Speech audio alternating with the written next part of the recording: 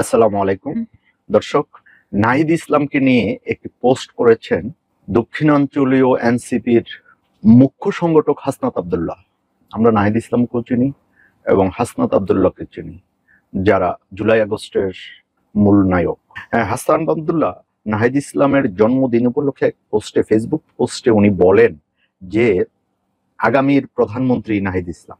একটা সময় যখন জুলাই 5ই আগস্টের পরে ওনাদেরকে নিয়ে মানুষের বিপুল পরিমাণ উৎসাহ উদ্দীপনা এবং একটা বাংলাদেশের জনগণের একটা আশা আকাঙ্ক্ষার একটা ভরসার স্থল হয়েছিল।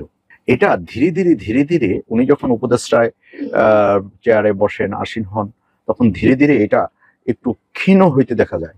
তাদের বিভিন্ন সমন্বয়কদের বিভিন্ন রকম কাজকর্মে এবং তদবির বাণিজ্য, বিভিন্ন রকম কথা, আচার আচরণ এবং অনেক কিছুই। এই নাহিদ ইসলামও একটা সময় বলেছিলেন যে একদিন প্রধানমন্ত্রী হব।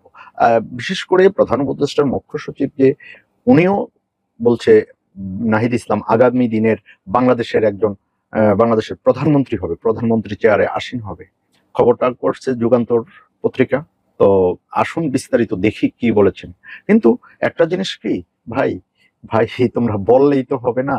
তোমাদের কার্যক্রম, তোমাদের প্রতি মানুষের যে আশা আকাঙ্ক্ষা ছিল, ওইটা এখন তোমরা কতটুকু ধরে রাখতে পারছো? আমার তো মনে হয় না।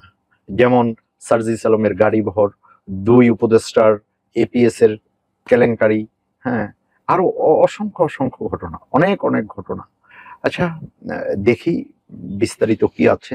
দর্শক, অন্তর্বর্তী সরকারের সাবেক উপদেষ্টা ও জাতীয় নাগরিক পার্টির এনসিপি আহ্বায়ক নাহিদ ইসলামকে আগামীর প্রধানমন্ত্রী হিসাবে বলেছেন এনসিপির দক্ষিণাঞ্চলের মুখ্য সংগঠক হাসনাত আব্দুল্লাহ।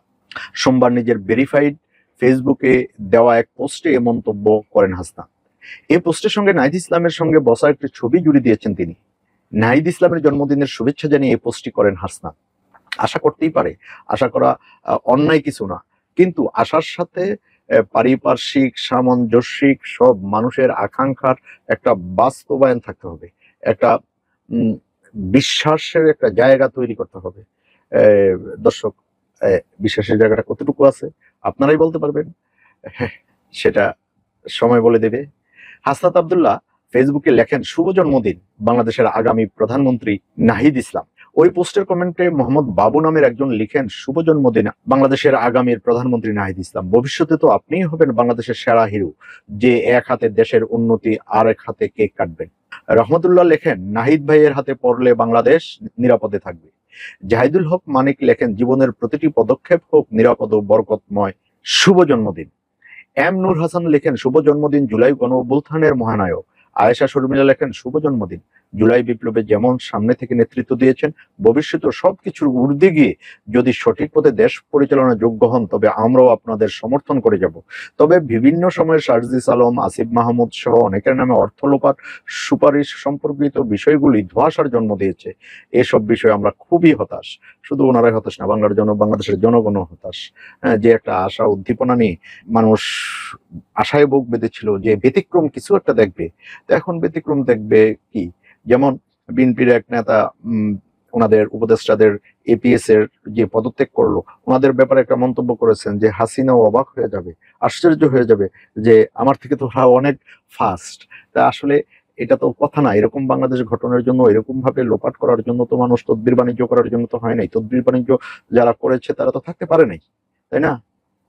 এর আগে 25শে ফেব্রুয়ারি অন্তর্বর্তী সরকারের তথ্য উপদেষ্টা নাহিদ ইসলাম একদিন দেশের প্রধানমন্ত্রী হতে পারেন বলে মন্তব্য করেছিলেন প্রধান উপদেষ্টার প্রেস সচিব শফিকুল আলম। ফেসবুকে প্রেস সচিব লিখেছেন, দেশের সাম্প্রতিক ইতিহাসের অন্যতম ধারালো রাজনৈতিক মন নাহিদ ইসলাম। তার বয়স মাত্র 26 এবং ইতিমধ্যে একজন নৃশংস স্বৈরশাসকের বিরুদ্ধে একটি জনপ্রিয় বিদ্রোহ নেতৃত্ব দিয়েছেন। তিনি দেশের রাজনীতিতে আরো কয়েক দশক বড় বৈশিষ্ট্য হয়ে থাকবেন। আরো লিখেছেন, আর আল্লাহ জানে একদিন সে দেশের প্রধানমন্ত্রী হতে পারেন। প্রধানমন্ত্রী হোক, ন্যায় নীতি মানুষের আকাঙ্ক্ষাকে মূল্য দিয়ে প্রধানমন্ত্রী হোক, তা চায়, সবাই চায় একটা ব্যাপক পরিবর্তন আসুক। কিন্তু সেই পরিবর্তনটা হতে হবে গঠনমূলক, সেই পরিবর্তনটা হতে হবে জনগণের আকাঙ্ক্ষার প্রতিফলন, জনগণকে খুশি রাখতে হবে। ওনার বড় কথা হলো এনসিপি কে যথেষ্ট একটা মেচিউর দলে পরিণত করতে হবে। দর্শক আজ এই পর্যন্তই।